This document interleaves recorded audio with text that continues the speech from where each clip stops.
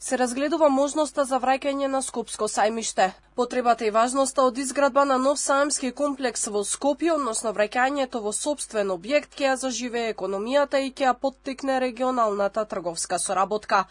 Враќањето на Скопски саем е од исклучителна важност за скопјани, кои ден денес ја нагласуваат потребата од ваков простор, кој своевремено беше домаќин на бројни манифестации. Идејата за изградба на објект за саемски активности била во фокусот на средбата помеѓу директорот на службата за општи заеднички работи Ивица Томовски со представници на Скопски саем, соопшти од СОЗР.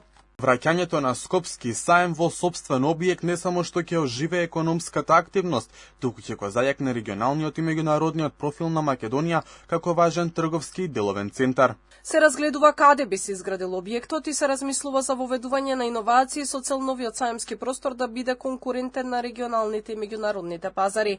Според директорката на Скопски саем, од исклучителна важност е Скопје да има место кое ќе создава нови можности, ќе отвора простор за меѓународни соработки и ќе отвори нови работни места. Саимите представуваат клучни настани за промоција на македонските производи и услуги, како и за создавање на нови можности за странски инвестиции и соработка. Изградбата на современ саемски комплекс ќе ги отвори вратите за нови можности и ќе создаде услови за зајакнување на економијата.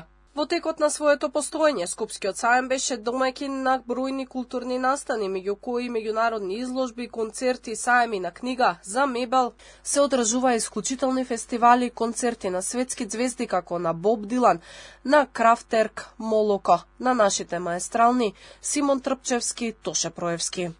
Скопски саем банкротираше па беше затворен во 2017 година, пошто приватна групација го откупи имотот од банките доверители, па некогашниот саем сега е трговски центар. Саемските манифестации, откако Скопскиот саем беше затворен, почнаа да се одржуваат на разни локации, најчесто во спортскиот центар Борис Трајковски.